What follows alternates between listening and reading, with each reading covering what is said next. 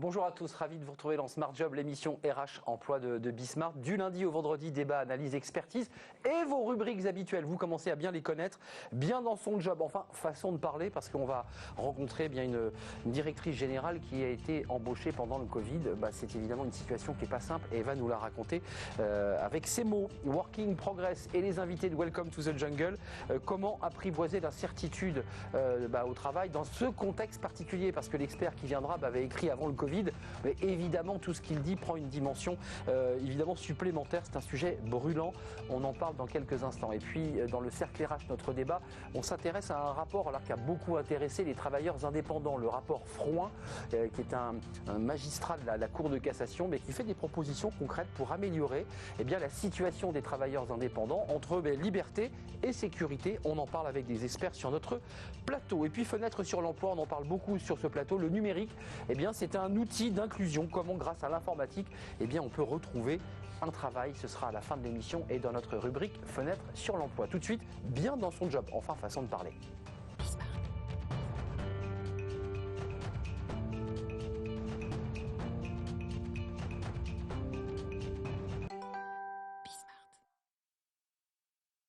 Bien dans son job. Alors aujourd'hui, c'est pas forcément le bon intitulé de rubrique, encore que, on va le découvrir dans quelques instants.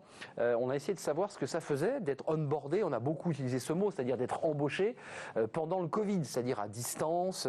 Évidemment, tout ça est très complexe. Puis ensuite, prendre ses fonctions pendant le Covid. Et bien justement, Julie Bachet est avec nous. Bonjour Julie. Bonjour. Ravi de vous accueillir parce que on voulait donner la parole à quelqu'un, on en a beaucoup parlé d'une manière théorique, mais quelqu'un qui concrètement a été onboardé pendant la période Covid. Ça a été votre cas, vous êtes aujourd'hui la directrice générale de Vous Financer, donc c'est évidemment un accompagnement pour financer des projets immobiliers. Vous avez derrière vous une douzaine d'années au Crédit Foncier, donc vous avez une connaissance évidemment du marché immobilier, côté bancaire, et puis là aujourd'hui c'est l'accompagnement des clients. Comment ça s'est passé concrètement, Julie? Parce que on est toujours un peu excité à l'idée, d'après une longue carrière dans la banque, de se dire, voilà, change de vie, c'est un nouveau job, c'est un nouveau défi. Puis le Covid vous tombe dessus et vous dites, mais comment je vais faire?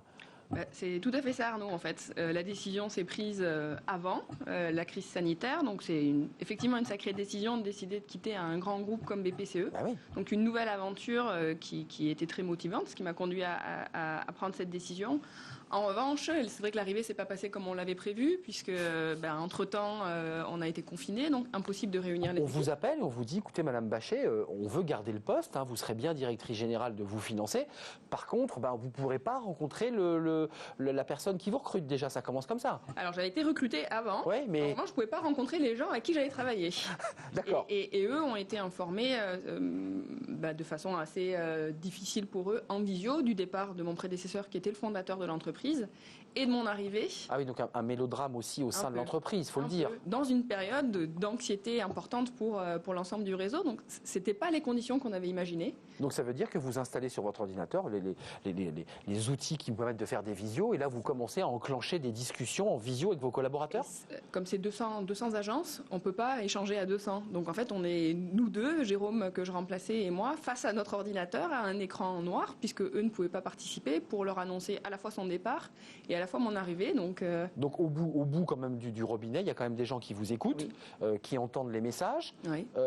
C'est intéressant de rentrer un peu dans les détails. Tout ça, ça se prépare, j'imagine, parce qu'il faut trouver le storytelling pour faire la transition un peu en souplesse, alors qu'il y a un choc dans l'entreprise. Alors, il y a un choc avec l'annonce du départ.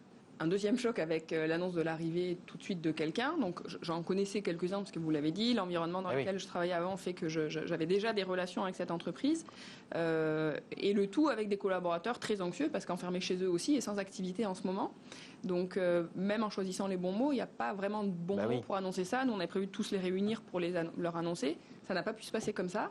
Mais on a fait du mieux qu'on a pu. Dans le meilleur des mondes, Julie, c'était une grande salle de réunion un peu conviviale où c'était 4-5 réunions régionales. Régionales. Rencontrer, échanger avec eux, leur permettre de me poser tout de suite des questions, de se découvrir. Exactement. On prend un verre, on fait connaissance. C'est ça. Là, ça a été un chat, et même pas vraiment un chat. Quelle frustration. On ne peut pas vraiment chatter, donc c'est des mails en fait qu'ils m'ont adressés. Là aujourd'hui, donc vous êtes la directrice générale de Vous Financer. Ça fait 3 fois que je le dis, mais vous êtes bien en poste, vous avez un bureau, vous êtes toujours dans des configurations compliquées. compliqué. Est-ce que vous avez réussi à voir tout le monde déjà, pour commencer? Alors oui, j'ai un bureau, j'en ai même plusieurs, puisque j'ai 2 sièges, un à Grenoble, un à Paris, et aujourd'hui je télétravaille aussi beaucoup.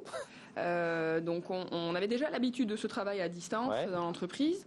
On a eu la chance, heureusement, entre les 2 confinements, d'avoir une période où on a pu se rencontrer. Donc dès qu'on a pu le faire, on a organisé des réunions régionales, ce qu'on appelle même des rencontres régionales, où j'ai pu rencontrer la très grande majorité de nos franchisés pour échanger avec eux et puis faire un petit déjà retour sur les 4 premiers mois que j'avais passés là.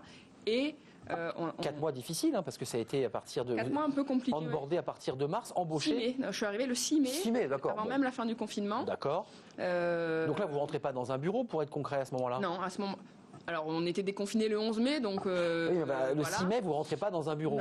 Non, le 6 mai, je ne rentre pas dans un bureau. Donc vous êtes directrice générale chez vous, à votre domicile? C'est un peu ça. Bah oui, c'est ça qui est assez incroyable. Ouais. Et puis le 11, bon là, vous prenez vos marques. Le 11, on peut se déconfiner, donc je vais rencontrer quand même mes équipes salariées à Grenoble. Très vite? Très vite. Et en fait, c'est un petit peu ça la difficulté de cette prise de fonction, c'est que normalement, quand on arrive dans un nouvel environnement, on a un temps d'observation pour s'approprier son environnement, les forces, mais aussi les faiblesses, les enjeux.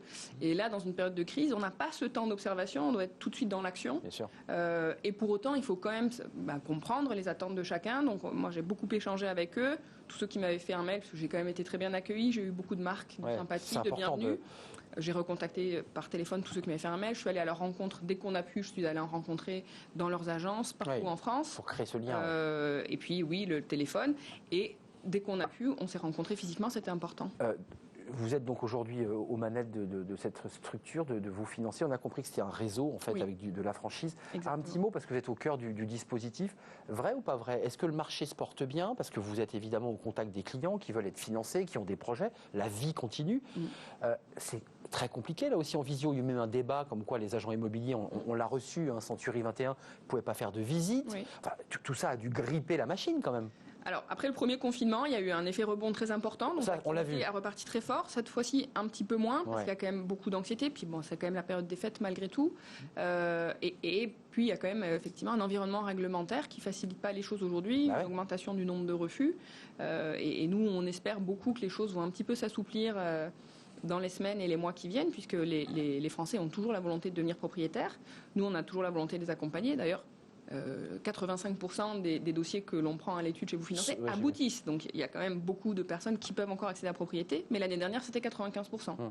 Donc il y a 10% de personnes qui hier auraient pu être propriétaires et aujourd'hui ont du mal à le devenir. Avec des contraintes bancaires, avec les banques sont plus vigilantes évidemment sur l'apport, sur ce que la personne peut apporter. Avant de nous quitter, est-ce que vous aviez imaginé, parce que je le redis, il y a toujours une excitation à quitter un poste et de se dire je recommence une nouvelle vie, c'est toujours très excitant. Vous n'imaginiez pas 15 secondes que vous alliez vivre ça et que vous le vivez encore d'ailleurs? Non, je ne l'imaginais pas du tout et vous l'avez bien dit d'ailleurs. Il y a même un moment d'inquiétude de dire est-ce que je vais vraiment être embauchée ou est-ce que la situation fait que finalement l'embauche ne va pas se faire? Aujourd'hui, on est à 8 mois après l'embauche. Je suis vraiment heureuse d'être là et d'avoir fait ce choix-là. On a déjà. Mais vous ne regrettez pas? À aucun moment. On a déjà, je pense, bâti des choses, des fondations solides avec le réseau. Et je pense que si on sort en plus de cette crise ensemble, ce qu'on aura créé, ce sera beaucoup plus fort que si j'étais arrivée dans une période où tout était beaucoup plus facile. C'est vrai. Quelque part, il y a peut-être un bénéfice au bout du bout. La fameuse résilience qu'on utilise beaucoup. C'est-à-dire que nous avons été dans une tempête, tous sur le même bateau. Maintenant que c'est en calme, voilà, on est une vraie équipe, on est un vrai équipage. Je dis maintenant que c'est en calme, bientôt. Demain. On n'est pas en temps calme, pas du tout. L'année 2021 s'annonce tempétueuse. Merci Julie Bachet, directrice donc officielle, officiellement directrice générale depuis mai de Vous Financer. Pour aider les clients, vous l'aurez compris, à pouvoir trouver un prêt immobilier au meilleur taux. Merci Julie d'être venue nous rendre visite. La suite de nos programmes, c'est Working Progress avec les invités de Welcome to the Jungle et avec Jérémy Cléda. Vous connaissez notre rendez-vous, évidemment, c'est tout de suite.